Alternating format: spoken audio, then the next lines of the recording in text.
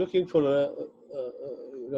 a leader, because the future is so sort of uncertain, and without proper leadership, even the individual countries are going to have a lot of issues. And we are also seeing that now. And we need to sort of think of somebody who we think is going to solve these type of problems that are facing us. And if I can just go through that, we have really an assault on multilateral organizations. We've seen that now. And they are so crucial, actually, for the well-being of the world. Because we are so interconnected, we need to have a multilateral approach. And climate is one of them. You know, climate is a multilateral sort of issue. We just can't have one person, one country, enacting the laws and following them. We need to have a global action on it. So multilateral organizations are vital, and we need to sort of be able to strengthen them. And what we are seeing is really a weakening of that, and that causes a lot of concern. So that's why leadership is required. Now, the institutions that were created, these multilateral institutions, created the Second World War, the World Bank and the IMF, WTO, and all the UN and all the other bodies. So these institutions had a certain objective, as we have been talking about, to deliver something to the global community. And that has worked, and we said that previously as well, but in a fashion which has not fully met their potentially what they can deliver. And what we are facing now with that sort of, if you like, lack of progress in that direction, there's disparity that has increased in the world, and maybe wars as well to some extent. They seem to be all over the place, and threats of war as well. So we need, again, this leadership. And we also see that what we are facing is nationalism is on the rise. And we talked about it before as well. The nationalism is a result of job losses and essentially a lot of immigration threats that are perceived. They may not be true, but they are perceived as a big threat. And political demigods sort of utilize that. And also what we are finding now is that we're heading towards big government. You remember that because of this pandemic, they're going to collect a lot of data on all the people now. I'll be talking about this test and track system in one of my future lectures, where a lot of data of ourselves is going to be handled by an entity, and that entity ultimately is the government. It won't be just the NHS, it'll be the government, and they will have power as to how they can exploit that particular data. So big government is also very much at the order of the day now. And also the policies, because everybody is in dire straits because businesses are affected because of the pandemic. We are adopting, I think, a policy and say, look, we've got to look after our own people first, which is a very understandable sort of, aspiration. But that doesn't mean that you've got to sort of, have that beggar thy neighbor type of policies. So we need to keep that in mind. Also now what we saw is, when I had talked earlier on about the big global infrastructure projects that China is engaged in, a shift of power is taking place from the west to the east, and to Asia, basically, if you like. And then, of course, we are finding, because of the shift of power, the US as a global power, which it still is and will continue to be for longer, but it's on the decline.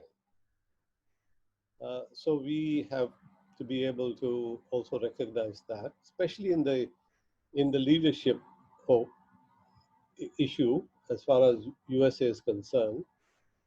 It is looking at America first and the world, not in the same sort of given the same importance. And this question of morality, I think I'm happy to see Europe is the guardian of that, of the day now. When Ursula von der Leyen came in and talked about what they need to do together, uh, as far as green policies are concerned, as far as helping the worst affected countries economically. So they are putting in proposals which are, I think, very commendable. And at the same time, I think they have a much more open policy regarding, the world, as opposed to distinctly America first type of thing. They don't say Europe first. So they have, I think, they have become the new guardians of morality in a way.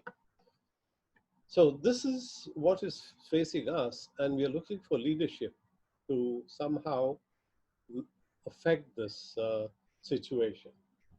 Let's see, what have we got? Now, who are the people that you consider to be, can you see the whole of the share screen? Because, yeah, you can.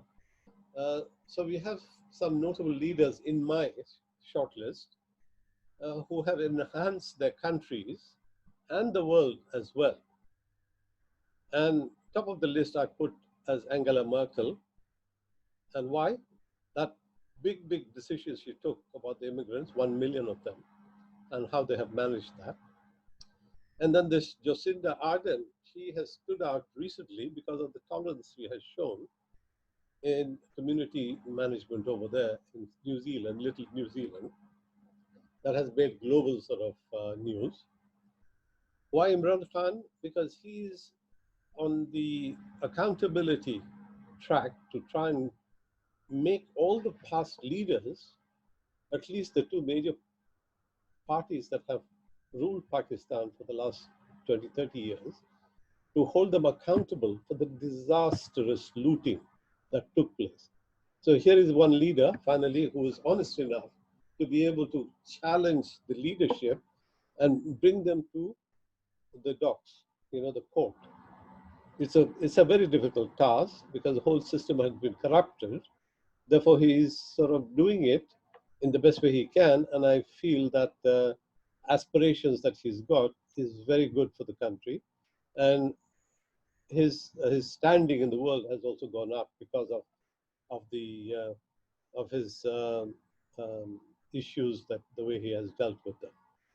Now, Xi Jinping, I put also as a very commendable leader, although it may not be the name that everybody agrees with, but I put him in that category because he has lifted 700 million people out of poverty in his country, which no country has ever done in history. So that is a very commendable. So these are very, and then of course I want to put this guy in here, Elon Musk. Although he's not a political leader, but he's got solutions which I think are what all these people are trying to implement in one form or another to bring in social justice, to bring in climate sort of harmony, to bring in sort of prosperity, and have a plan B in case the world sort of goes to the dogs, as it were. If somebody presses the wrong button. So we have this. This name also needs to be up there in the list, simply because I feel that he's got the solutions and has shown the capacity to deliver the solutions that can pull us out of this morass that we are in. Let's see. Now, who are the ones who we don't have much regard for? Here we have people who have diminished their own countries and the world in the process. And who are these? Trump is leading the pack there, because he is, in fact, um, leading the charge of the US empire on the decline, and it's going fast. Um, and of course, Boris, by taking us out of Europe, I think he's also very much the man who I think is, enhancing himself, but I don't believe he's doing it for the country. And then Modi in India, why is he on this sort of list? Because of Kashmir. He's got the Kashmir in lockdown for 10 months with hardly any freedom of any sort, no internet, nothing. And there are 700,000 troops there, so it's a time bomb waiting to go. And of course, he comes from a background of RSS, which is the Nazi sort of philosophy, because his RSS is the party that supports the supremacy of the Hindus and all that type of stuff. And of course, Salman of Saudi Arabia. Why? Because he's doing an unnecessary war, killing off millions of people in Yemen. Now, these are very contemptible leadership people who've got nothing better than to sort of cause havoc in the world. And Putin, he's siding Syria because of his own particular sort of interest. And that interest is that he wants to have a base which Syria has given him in the Mediterranean. And Russia has forever wanted a warm water port, and they've been, the big game, as you remember, of Indian imperial days, British imperial days, where they've always wanted a warm water port, so that Russia could come into the Arabian Sea and that sort of thing. So anyway, they're supporting Syria primarily because they're saving the port there in Mediterranean. Netanyahu, of course, because of the deplorable policy of Palestine, so he's got to be in the same list as this. And there are other various dictators all over the world who are actually stooges of the big powers. So this is the list that I would sort of have any confidence in. Now, what needs to be done by the leadership? We need to tackle, as we have said many times before, they need to tackle the climate disaster, the economic disparity. We have seen that there's, despite these multilateral World War II institutions, disparity has increased. There's a lot more richer people and a lot more poorer people. And of course, with this pandemic, we've got to refocus on health issues all over the world as well. Even the richest country doesn't have, NHS-like things over there. And the poor world, they don't have the resources to be able to have good health systems. But nevertheless, it's an issue which has been highlighted now that needs to be dealt with by the leadership of whoever is going to be the leader. And of course, we've seen all these protests, this racism. And racism has been very much a story of USA and of Africa, and of Africa being the underdog there. Europe as well, who have in fact been instrumental in promoting the slave trade and so on. But underlying racism the world over, I'm not saying that racism doesn't exist anywhere else, it's the world over. And the reason why it exists is, of course, in my opinion, because of unjust laws. If you had justice to begin with, to regard everybody as being equal in a society, or able to have equal opportunity in the society, then a lot of this racism will diminish quite, because it is the injustice that promotes racism, and we need to be able to deal with that. And this injustice is structurally embedded in all the institutions that we have, even multilateral institutions which are global. So we need to do something about that. And there was a very good program on the BBC I heard over the weekend, which talked about, it was Zainab Bazavi of the World Service, who had two people in the panel. One was a European MEP from Sweden, a black lady. Another one, I think he was an author of a sort, and he spoke very well as well. And she fielded questions from all over the world regarding the rights of minorities and how they are looking at this protest that is going on. So I would recommend that if you have the time, just go to Media Player and have a look at that. It's a radio program at about 8 o'clock, I think it was, or 7:30. And of course, poverty is always with us because of injustice, again, to a large extent. And our models are not really sufficiently, if you like, robust to be able to deliver on that. And of course, we've got the classic religious bigotry for the ages that has been there, where religion, everybody believes what they have is God's word, and therefore they have the right sort of religion with them, and everybody else is wrong. I was just having minutes before I started this class. I had a text from one of um, my my sort of cousins when we were talking about this issue. So I shall go back and respond on this issue there, because he raised that as well. Yeah, structural injustice in society, and freedom from oppression, which means social and economic issues that has to be dealt with. So again, a very broad type of issues facing us.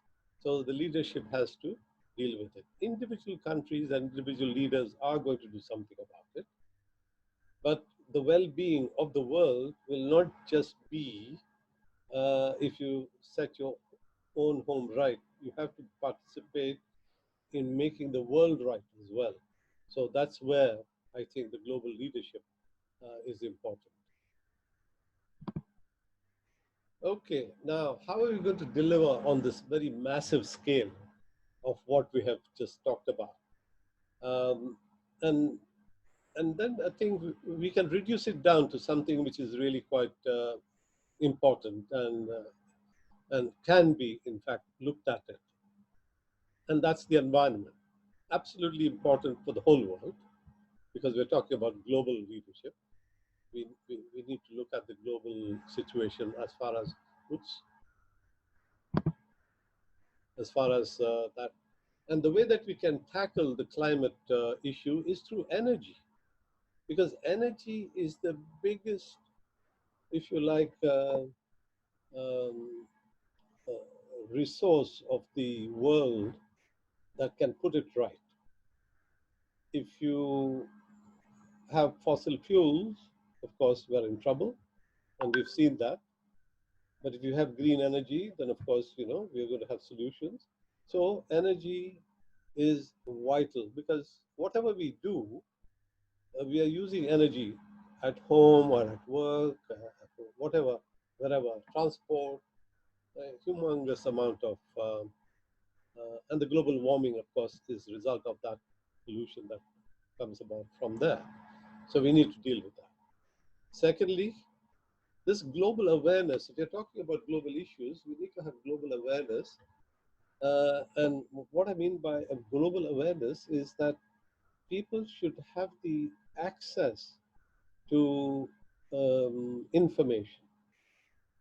And they can only have access to information if they're connected. And that's connectivity is vital to uplift the world. And we need to work on that. So energy, we all agree, is very, very important to uplift the world in the right direction. Connectivity, again, is very important so that people all pull in the same direction and improve themselves as a result of that. And of course, thirdly, I want to put this in as a rather an outlier in a way, because we are still having a threat that we could destroy ourselves sooner or later. somebody's going to press the button, and before we know it, there'll be all sorts of, bombs exploding to finish off life on Earth, because we've got the power to be able to do that. If you look at the inventory, what USA has, they've got about 10 to 20,000 bombs, nuclear bombs, hydrogen bombs. Russia has a similar number. And of course, UK has a few, France has a few, and then China has some, Pakistan and India have some. Pakistan and India, I think I know, they've got about 300 each. Israel has some. I think they also have about 300. So any one country here who has the capacity to destroy the world. And we need to recognize that. We can't simply say that it's not going to happen. There is no guarantee. How can we prevent that? You see, we can only prevent that if we have complete destruction of all the nuclear bombs that are there. We denuclearize them. That way, at least we can say, right, we don't have the power to destroy ourselves. And because we have the power to destroy ourselves, that's why I consider this to be our plan B. We need to have humanity somehow saved. And we need to look at it from that perspective as well. Okay, on all these fronts, who are the ones who are going to be able to deliver? The one that can deliver is, of course, technology. See, the answer to all these is technology. So my sort of take on this is that at the global level, the leadership has got to come from somebody who has a vision, who is able to deliver at the technological level to solve these problems, of the environment, the connectivity, and all that. And we talked about some of these in our earlier lectures. So technology could be the answer ultimately for pulling ourselves out of the things we are in. And who is the person who I feel can do the job is this guy, this fellow. So now, when his name is mentioned, we have a lot of people who think of him as a sort of a fantasy guy, a science fiction guy, and somebody who's a nut. Well, let me tell you, when we go through his life a little bit later on, he's not none of that. What he has is a vision, and we talked about this, you remember, in some of the earlier projects. And therefore, I feel that this is the guy who can deliver the tools and the means by which we can pull ourselves out. I don't have much confidence in the politicians, because the politicians have a different agenda. They don't have the agenda that this guy has. This guy has a vision of where the world should be heading.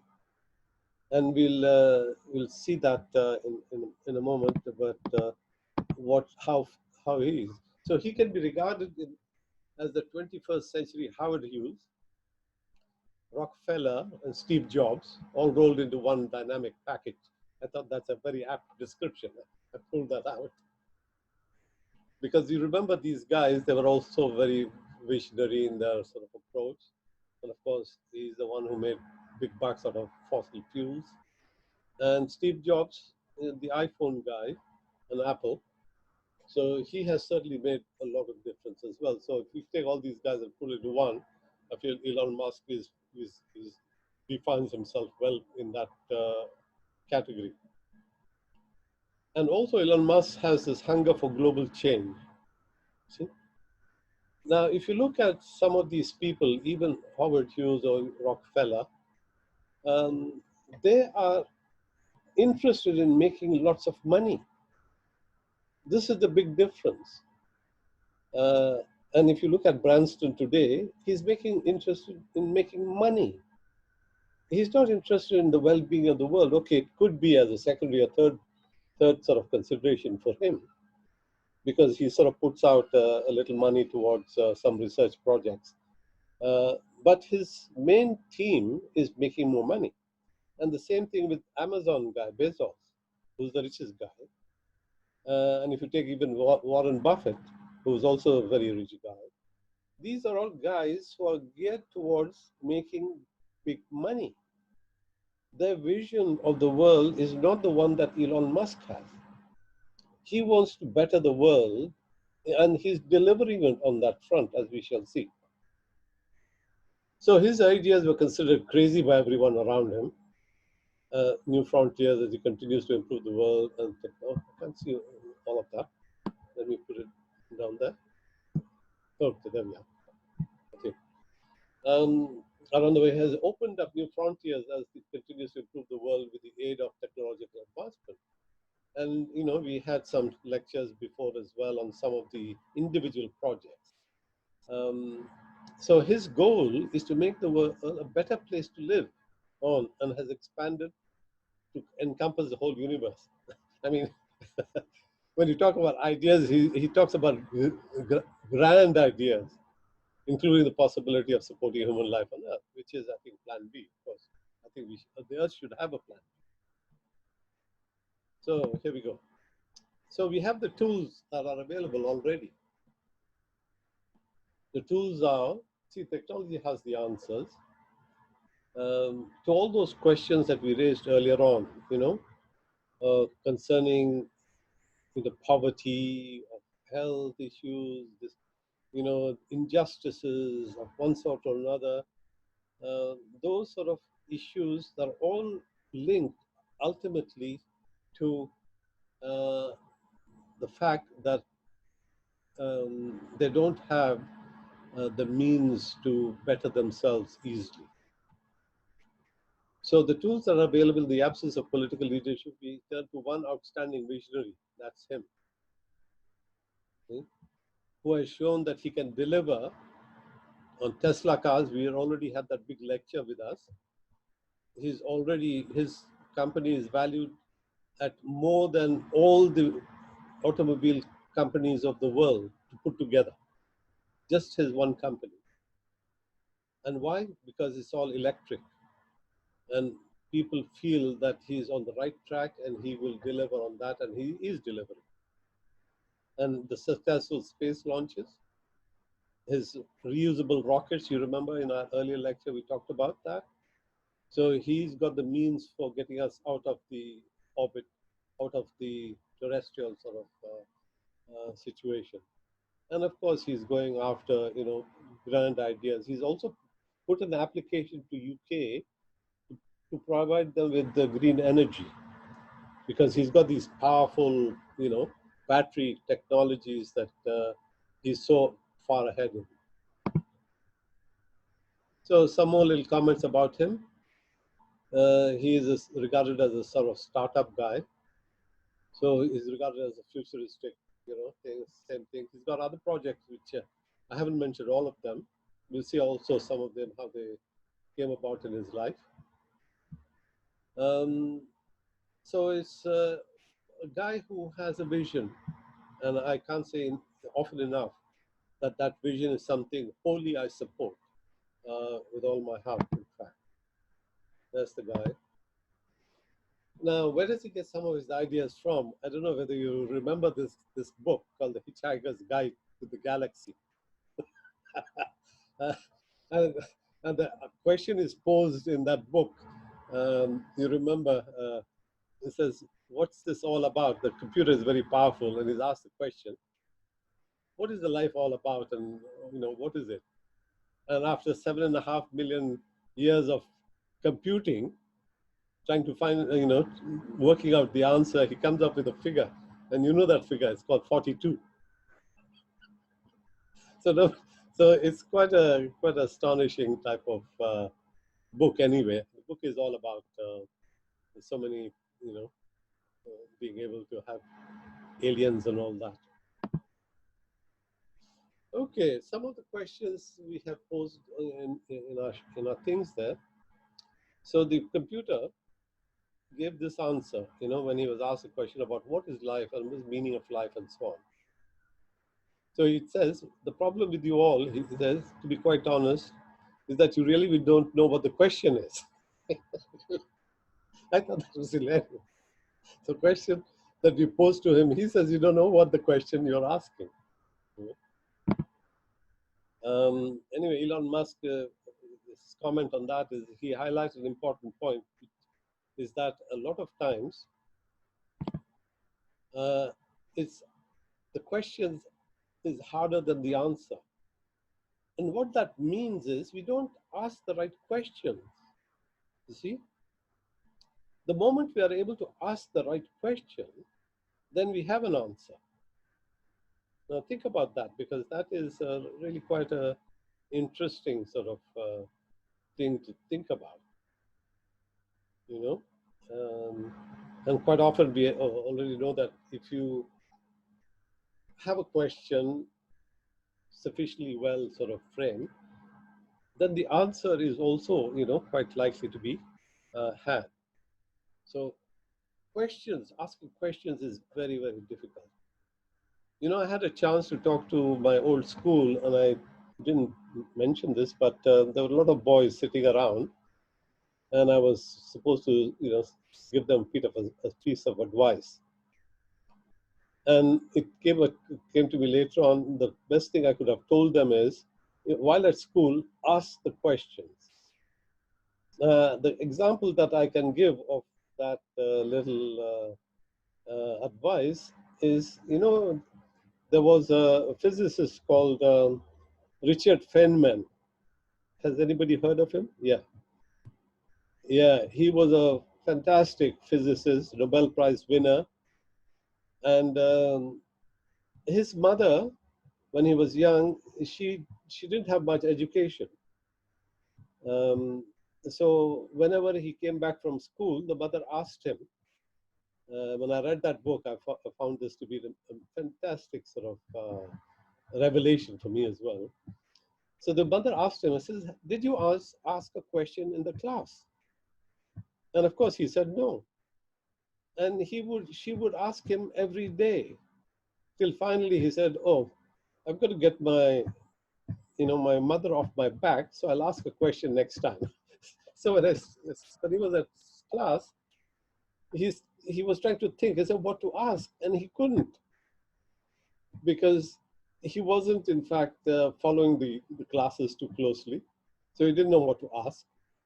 And of course, his mind wasn't so searching at that time.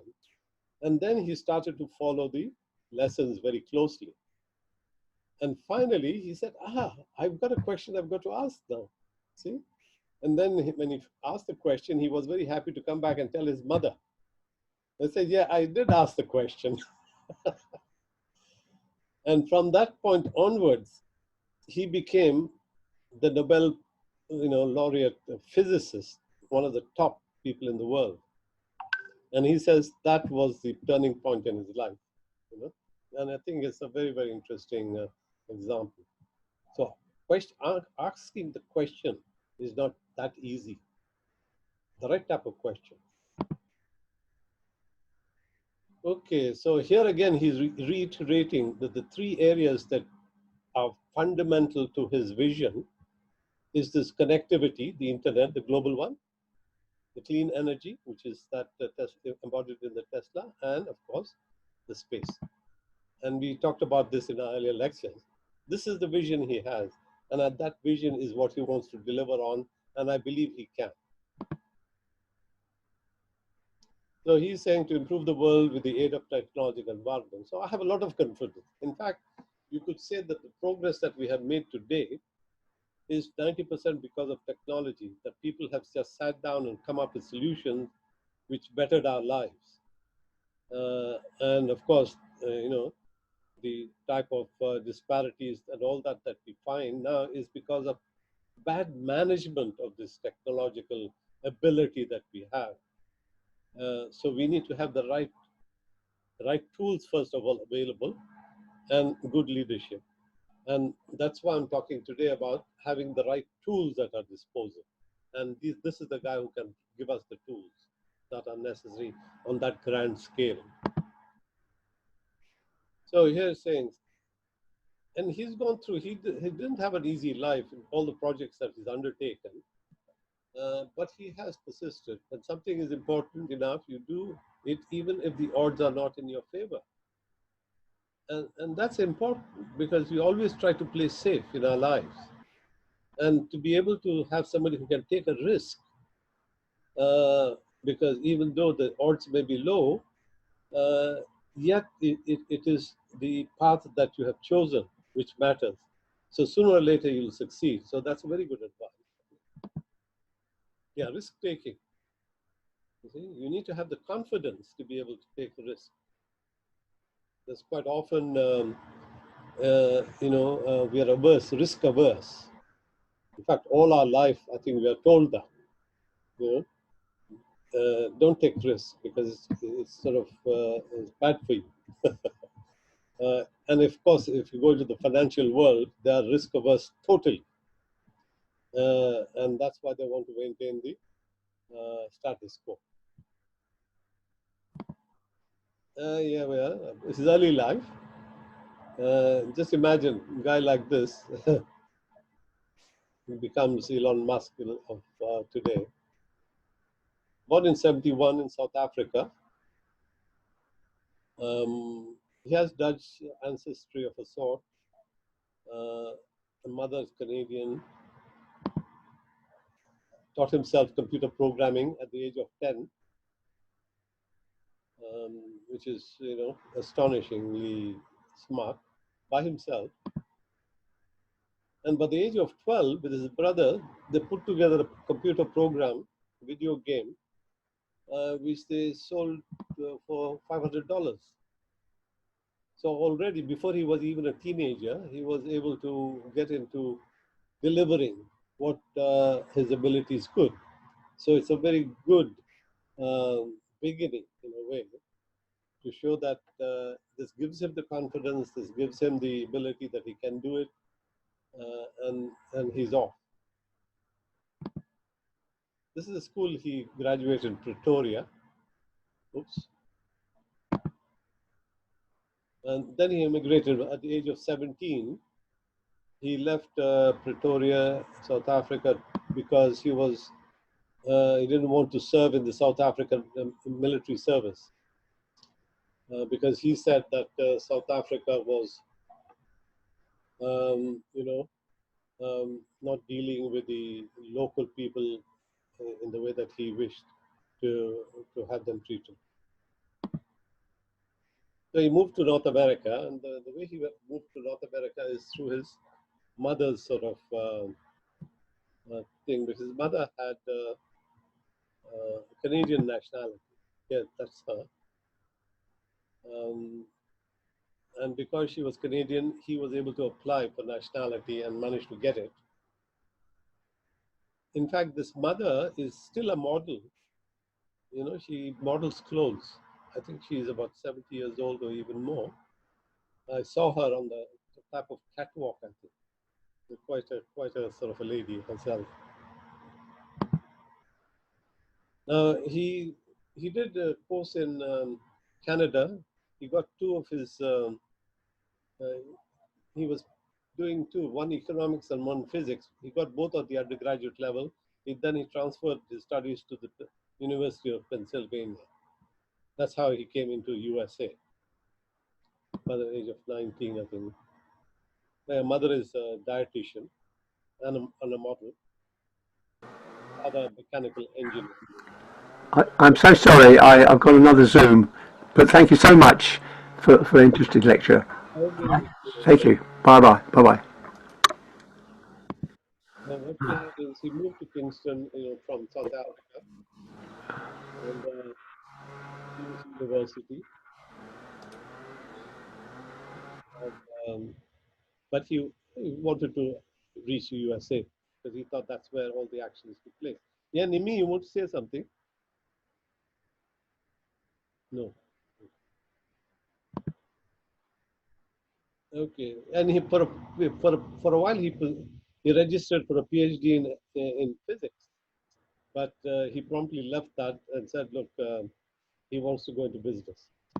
IT was booming at that time, And with his brother, he launched a software company called Zip2. Now, Zip2 is because it was booming. The internet was booming at that time, 1995. Zip2 is an algorithm which compresses files. So rather than having large files of several megabytes, you can reduce it to much smaller size, so it's efficiently transmitted from one place to another. So this compression algorithm was the one that got him into the bigger game, as it were. And they started that company by borrowing money from his father. That's his father there, I think. Two brothers, yeah. That's the company.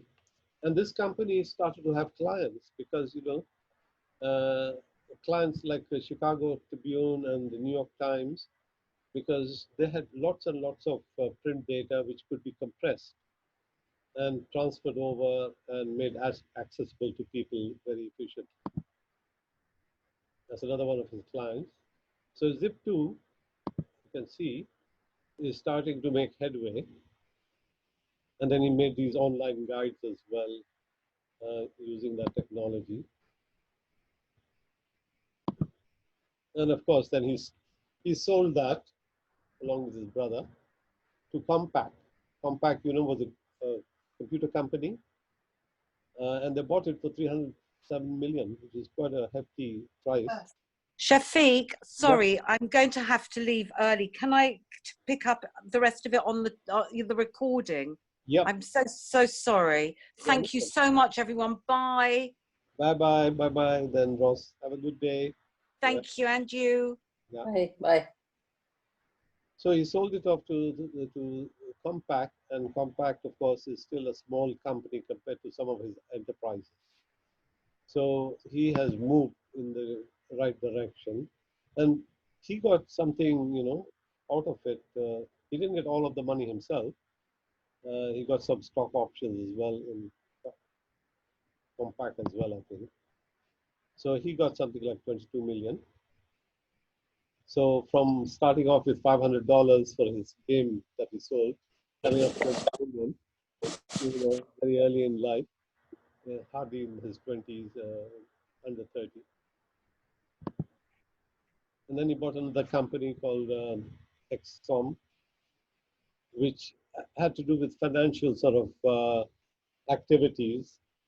And one of the financial activities which he then capitalized on, like in the banking, the transactions that get done, he came up with this thing called PayPal. I use PayPal myself, You just have to put your credit card in this at this sort of application, and subsequently you don't have to pay, put your card details and all the other things. You just go and say I want to pay by PayPal, and you just put your password, and that's it, gets paid. And I've tried it many times, very efficient service and so on. Of course, it's a very popular service. Yeah. Then he sold this thing off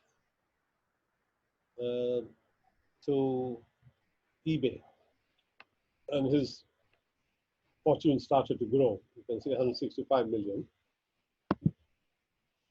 And with that little money, he bought an old little car company, which was electric car company by two people.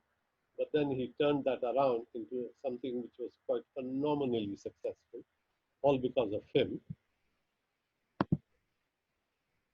So he invested 7.5 million into this nascent car company to make it into a Tesla that we see today. And of course, he became the CEO as well, successful. And of course, we can't forget his vision to head towards Mars as Plan B, as I said earlier on. Reusable rockets. We had that in an earlier class. That's the SpaceX, his company. It's not on the stock market yet, but I would say that, sooner or later it will be, along with Starlink. Starlink is also one of those. So he started to invest his fortune. Now you can see he's investing fortune in untried technologies, which means that he's chasing a vision, but having the confidence that his vision is good for the earth. And of course, in the process, he'll be successful financially as well. So these are all pictures we've seen before. SpaceX that launched last week, I think, or 2 weeks ago. He's put these astronauts in the International Space Station. They're still there, so he's got to get them back. So we'll see. In another 2 weeks, they'll come back, I think. And then NASA started to award him contracts. That's what to put payloads into to the space station and so on. So he made very successful venture of his rockets. This is the module that took those 2 astronauts up to the station. And of course, you see his other project, which is probably, even much more telling, is the solar city, because he wants to make every home independent of fossil fuel energy and only base it on renewable energy and have enough energy to be able to not only use everything at home, but also pump it back into the grid to places where they don't have, access. So it's a huge, so every home, we've talked about this as well in our earlier lectures, the solar tiles and so on. So it's a very much a project that is there and will be becoming much more important as time goes on, making solar panels there.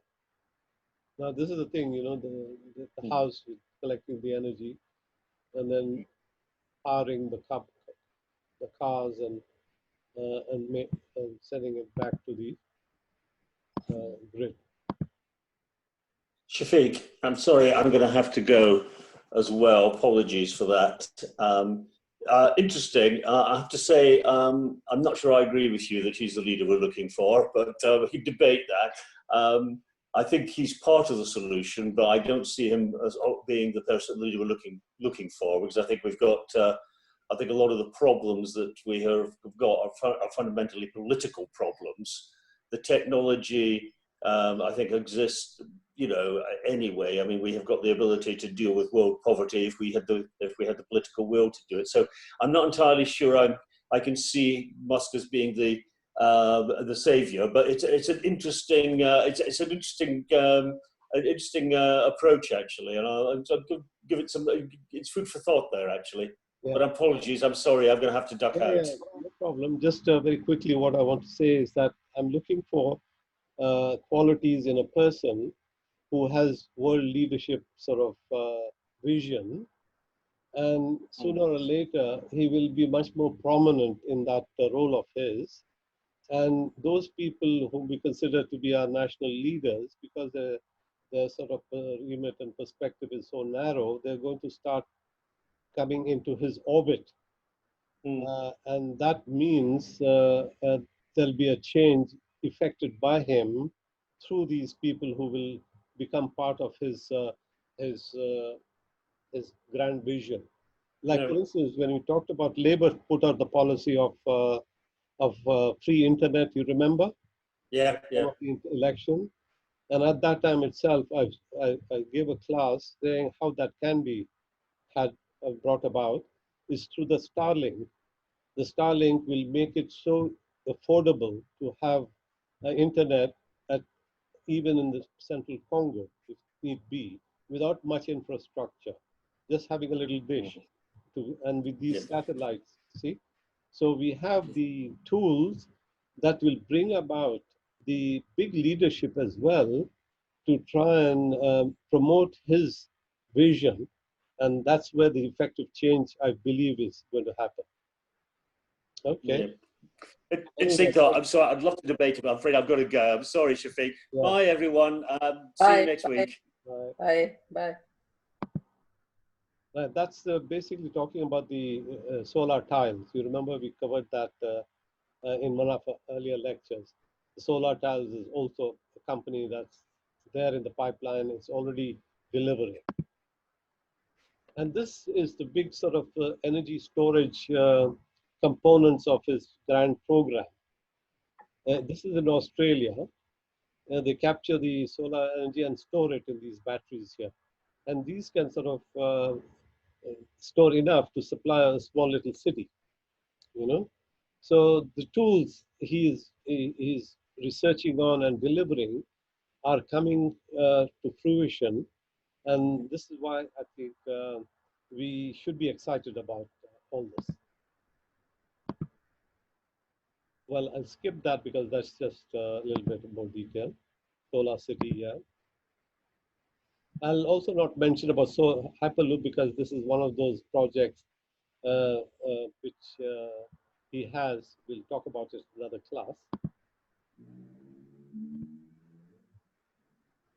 Okay, futuristic ideas. Again, okay, well, this is really his early life about in Canada. He had to sort of make do with getting simple jobs in lumber sort of yards and so on. Okay, that's all I have to show today. And we can get to sort of talking about some questions regarding our class. So if you have any, I'll be quite happy to take any questions. Shafiq, I'm also not. I don't see Elon Musk as a leader of the world. I can see he's got some attributes which are very helpful and beneficial, but I don't know if I wouldn't put Bill Gates before I put Elon Musk in there, because you need someone who has a vision which extends beyond the thing. You know, he has got these and he's done very well, but I think he's a zealot in that respect, which is definitely beneficial. But I think it's only one aspect of what is required for a leader. So I mean, I think it's a very difficult thing. I don't think we have. You highlighted the people you thought were possibilities, and I don't think any of them are, because it's such a big challenge to take on, everything we've got in the world. And we could go through all the people you suggest. They all have attributes, but I don't think any one of them could do the job of unifying the world or improving the world or any of that. So I think that's quite a difficult task. And I agree with you that it's a difficult time because we don't have anyone. So in fact, instead of making people, instead of cohesion, what we have, as you say, with Trump and Boris, we're just fighting stupid fights with everyone without really thinking of the future of the world. And I think it's a difficult time. I don't know what the answers are, not yet. Maybe it'll be the next generation. That's why I think we need to have a conversation as to what is the way forward. Because if we don't have that conversation, then we are going to leave a vacuum. And vacuum means that we are working to the lowest denominator that comes in and then sort of feeds on the fears that people have. But what makes me excited for the future is the fact that his grand vision is, hi there, George. Hi. Yeah, I've just been on another meeting, I'm sorry. Yeah, that's fine. His vision is so enormous. Now, the question of energy that's facing the whole world, he has a solution to that. You see? Because it's got the technology. The only company or individual who has pursued it, really with such sort of vigor, that he has the answer.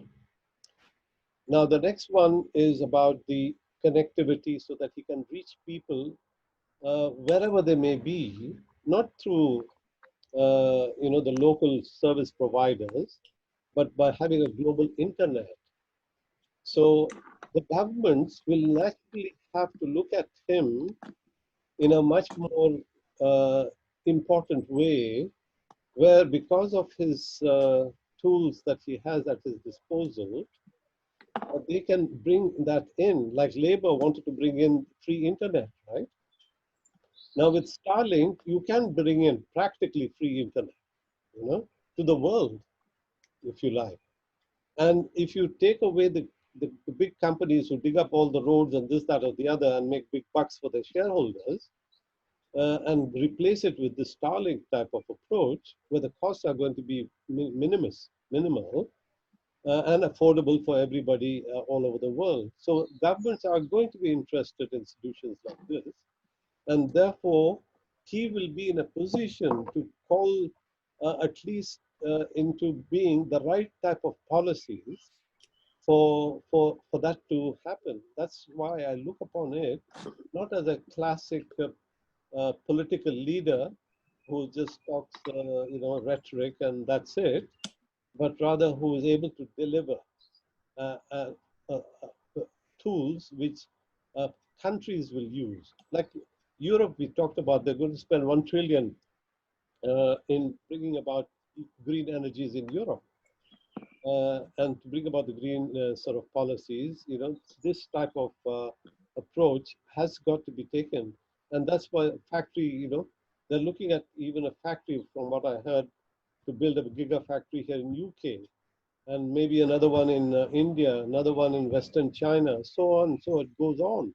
So I feel that the politicians will be reduced to saying, yes, we accept your ideas. And that's where the change will come about. If his ideas are acceptable to the majority, then he himself is a leader, you see, not in the classic sense. Yeah, I'm sorry to say I'm not convinced.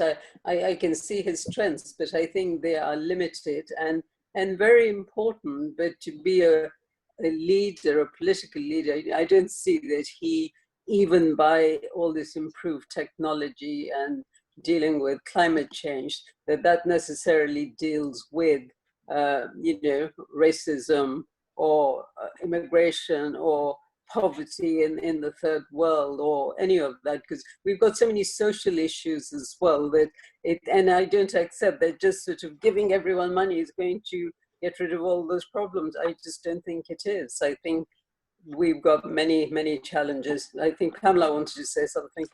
Yeah. Yes, I think the most exciting part of this is how the internet, global internet, can be used for education. And what we need now, particularly now with what's going on, is to educate the world, and change our system. I've just been doing a 4-hour course, educational course. It was brilliant, it's a wonderful device, Yeah. global lesson, global teaching, and teaching can be tailored for the individual child, for their ability to learn. And I think it's wonderful, and I think that's what the world needs. And maybe we don't need political leaders as much. They haven't done a very good job hence far, have they? No, but you're absolutely right. I think education is basic everywhere, but then it's also what sort of education. In China they have education, but it's sort of you're being brainwashed in certain respects. But we need to have education that actually opens people's minds and teaches them things, and I think we don't have that anywhere. We don't at the moment, you're right. Yeah, I feel we need a leader who can delegate, and I think that no one leader could actually encompass and lead us in all of those aspects. I think that's important. The leader is able to delegate to certain advisors who really know their stuff in all of these sectors we spoke about. Yeah, George wants to say something. Yeah, can I just say something very quickly? First of all, my apologies for coming so late. And the reason was I was on a management survey for a firm called Experian, who you probably know about, who are doing lots of data stuff about people over the age of 60, should we say.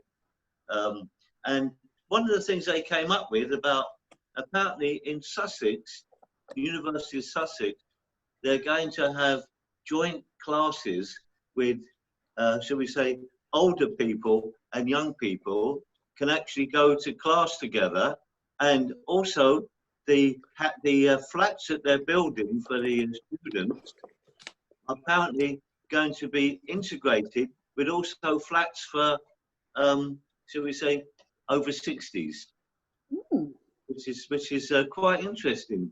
So instead of it just being students there, it's going to be a mixture, and I hope they behave themselves. And also the classes are going to be mixed. You know, so it's no longer, you know, they were saying how things are changing from the way that we were brought up. You know, we went to work, you went to school, you went to work, you retired, etc., etc.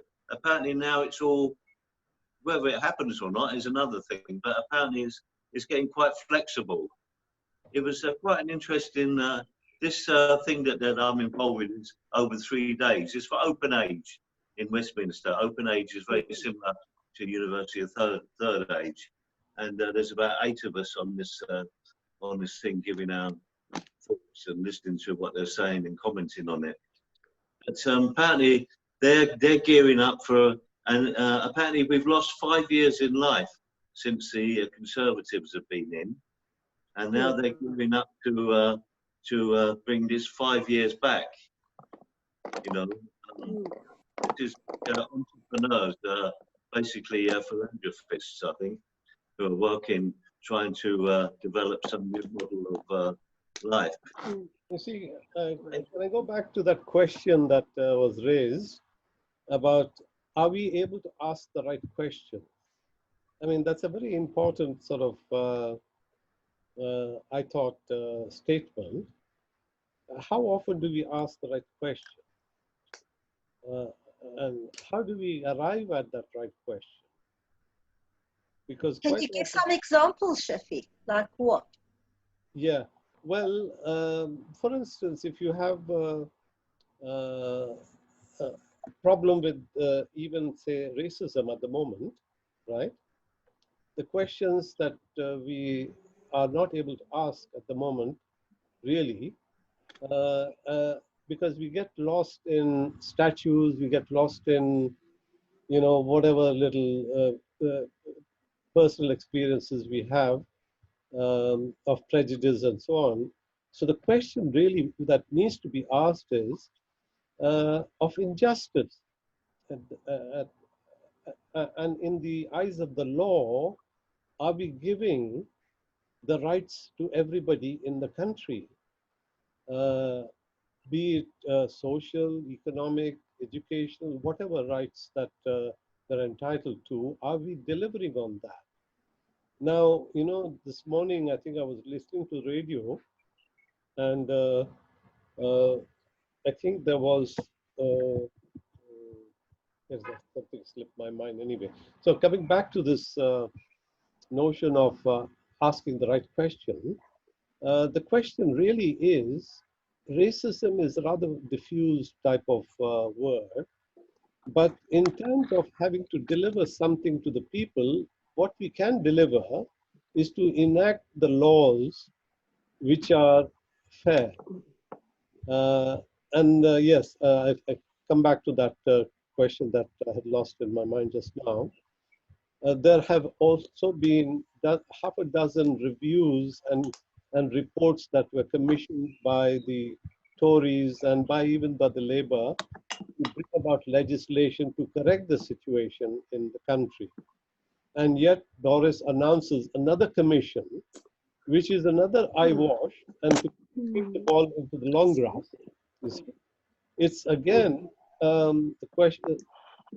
The report says this is the legislation that needs to be passed. So pass it. You've got the majority. You can do something about it. But the Tory answer is, let's have a commission. Shafiq, sorry, can I interrupt? I think that's all very well, but again, even with statutes, we've got legislation which says discrimination is illegal. We've got all sorts of statutes. You can make all the laws, but how do you get people to accept differences. I think for me, that's the issue. So we've got quite a lot of act, be it women, equality of pay or race relations, discrimination, all sorts of things. We get the acts, but it's got to be almost deeper than that. People need to not feel the antipathy which we've seen, so what do you have? You have the far right, the white people who feel they've been left behind.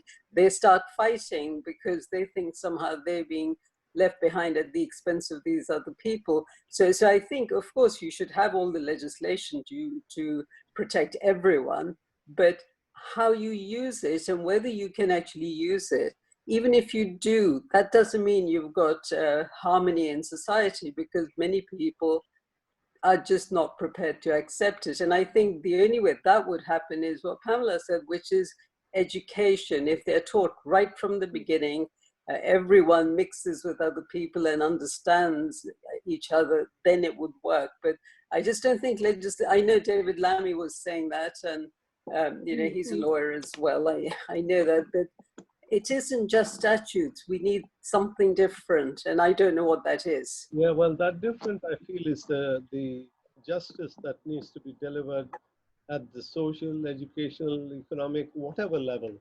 But that sort of opportunity is not there because we try to circumvent the laws in one way or another because of our personal sort of, prejudices. So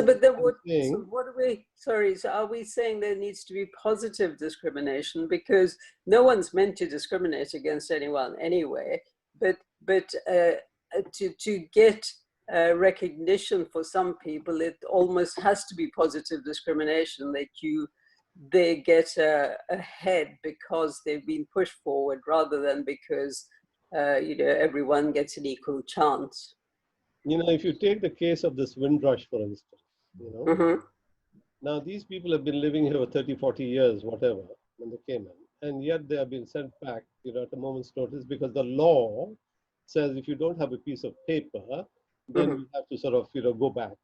I mean, along with the law, one must have the humanity to be able to interpret the law in some sense. Flexible.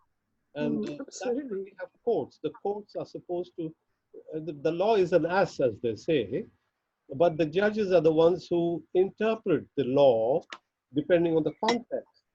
And what we have to do is to be able to look at a situation and not perpetuate the disharmony that is there by having absurd policies, the hostile environment, as Theresa May introduced.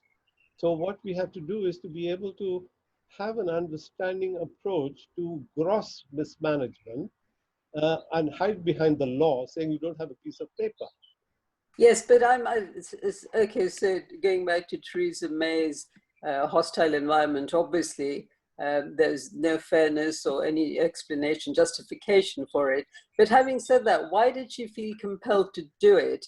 Because we've got Brexit, because people here are so fed up of something or the other that they are going to blame people who are different. And so in a way to make them feel that, no, actually we're concerned about your welfare too.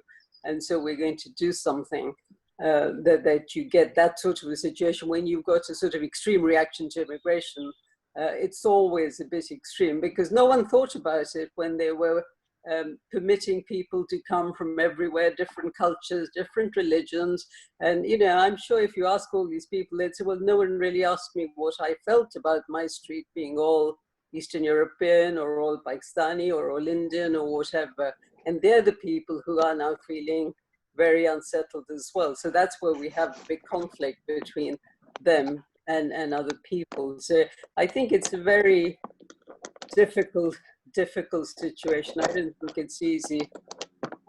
I think, when we look at our models that we are following, let's take democracy, right? We have a democratic system, and therefore we go by the rule of the majority. But that doesn't mean there's morality there. Majority doesn't imply morality. And what we are suffering now in most of these democracies, where there is, type of discrimination of one sort or another is loss of morality and loss of, if you like, a perspective of what human beings are, and hide behind trivial little excuses. Or I'd say you don't have this piece of paper or that piece of paper. I mean, I'm astonished at our parliamentarians who have been there passing legislation of one sort or another, probably in the interest of the big money or the donations that they get for the party. But take even the example of Brexit. Brexit could have been easily managed if it was done with two parties working together. But no, Conservative Party didn't want that because it was the party politics that they wanted to have, and we are in this mess because of the ideology of certain people, which is backed by big money, that causes immense amount of sorrow in society, and discrimination and injustice. So I feel that the best place to start is that if they're able to enact some of the recommendations of the reports, we're already making some impact on this society.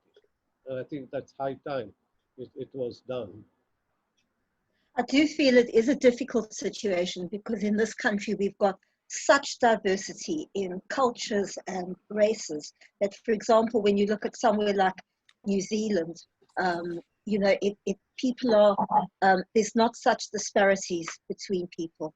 So here in the UK, I do think it is particularly difficult in that way with such huge extremes. And I do get angry with the fact that just the UK does not immediately make it mandatory for new people in the country and give them access to learn English. Because I come across it so often in my work over years and years that people have been here for 5, 10, and 20 years and still can't speak English properly. And of course they can't join in. So they express their anger in a lot of ways which perhaps they shouldn't. And I feel as well that schools which are only one face is also not a good idea because they don't connect with people from other cultures in order to discuss things. They regard them as outsiders. There's immediate dislike often with all sorts of negative feelings towards the English and towards other cultures. And I think a lot could be done there. Yes, Giselle, you're absolutely right. But I don't know if you remember that David Cameron said everyone should learn English. And he got into a lot of trouble because people started saying, oh, it's an individual's choice. It's their human right. If they choose not to speak the language, they shouldn't be forced to learn it. And then so that had to kind of disappear. But if we can't have these open, sensible conversations about, as you say, English, I used to go to help reading at a local primary school where they speak 40 languages. And some of the children, their fathers didn't want them to speak good English because they thought their Arabic would suffer. So, we've got to get over those big differences if we want to have harmony in this society, which is extremely diverse, as you quite rightly say. Well, if I may just interject over here, I come from India. Yeah. India has not half a dozen languages or 30, 40 languages. It's got hundreds of languages, lots of religions, lots of ethnicities. And I grew up in an environment which was, multicultural, and I didn't feel in any way somehow, it's only when I came to UK that I learned something what is known as racism. I didn't feel that when I was growing up, although I must say the caste system in India is institutional, in the psyche and in the society of all India. I don't agree with that, of course. But absolutely, you say that two things. One is that in India or Pakistan, I'm Pakistani by origin, everyone speaks Urdu, or I suppose in India they speak Hindi, so you have that in common. The other thing is, when I remember back to being a little girl in Pakistan, racism towards certain groups of people was ridiculous, you know, very open. There's no pretense that it doesn't exist. They are very racist as well. So I think we have to understand human nature before we start to try and say it's wrong to be racist. Yeah, of course it's wrong to be racist, Yeah. but let's, This I think word it's, that we use, racism, I feel is too large a sort of a yeah, word to be able to really say what it is. We have our individual preferences, right? I like to eat or meet with certain types of people. Now, I'm not racist in that, simply because my preference is that. But what I'm saying, racism can be defined, narrowed down, and say that is the one that enables the other person to lose their dignity and have injustice, put on them. That is racism. Otherwise, our own preferences as human beings so varied. I might sort of like to go out with a girl who has red hair or something like that. It doesn't make it racist. Jeffrey, coming back to this word democracy, Yeah. Like I remember being in Nicaragua for the revolution, and they were saying, you talk about democracy, but democracy is just a hoax to us because it's your economic methods which cause so much devastation to our economy, because but that's another thing. But I think that we never had democracy in this country because behind every government, and there's been very few Labour Party governments which are really socialist, because they've all had big backers behind them. I think the only time we ever had a democratic government in this country was probably the Attlee government after the war, when they built all the houses, they gave people free opticians, a free dentist, the NHS, I think that was real democracy in action. They kicked Churchill out the door as soon as they could because they knew what he was. Democracy, but unfortunately, 1951. With a vision, they had a vision of delivering free health, pensions, housing to somebody. You see, democracy. A little bit louder. I said, I can't hear. They had a vision. They had a vision. Our government, subsequent to those particular, giants of post-World War II, we don't have giants of that, no vision either. That's why I said a person with a vision is the one who can lead and who can accomplish something. There must be a morality as well. And one of the things that we find is that democracy doesn't necessarily mean morality. And we need to safeguard that. Although we have 25 bishops in the House of Lords, that doesn't ensure that we have Christian values. What we need to be able, because Christian values are all about love, turn the other cheek, love thy neighbor, all that type of thing. We don't have that. So what we need to do is, in a democracy, we need to also somehow bring in this notion of morality, and that's why Iran is so important. Iran is important because their democracy has an element of morality in it, because they've got this Ayatollah right on top. but then what's morality though? You can go down that. What's moral to you may not be moral to me. I was thinking the same thing. It depends how you interpret morality. We can all have a different view of it. Well, we have our Christian. George Orwell said decency. He said there's only thing you judge a government by decency. Are they George, what you consider decent, someone else may not consider decent. Well, it's how they help people. It's do they make a society decent for people, helpful for people? Do they look after the elderly? Do they look? I would really recommend everyone to read The Guardian this morning.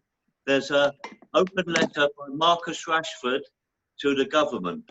Marcus Rashford, the footballer, black footballer. Oh yes, I saw that. Yeah. A wonderful piece, and I recommend everybody reads that. That's good. Yeah. I think we've got something called the Human Rights Charter as well. Well, we did have. I'm not sure we'll have it after Brexit. No, exactly. And they just decided that they're going at the end of next month. He's just announced it. Deal or Oh no my- deal, they're off. Yeah. I bet- 31st of July. He's just been announced. yeah. Sorry, what has? It's just been announced that they're leaving 31st of July, deal or no deal. Not That's that, what he wanted. yeah. I think that right from the very beginning, they have been working on the idea that at the last moment that Europe will give in and cave in. I don't think that's the right sort of assumption. Maybe, yeah. Well, welcome to chlorinated chicken. That's all I can say. I'm becoming vegetarian. That's the best. That's the best. Yeah. Okay, folks. Shall I All right. end to our meeting? Okay. Thank you. you. Thank Thank you. you. Thanks. Thanks.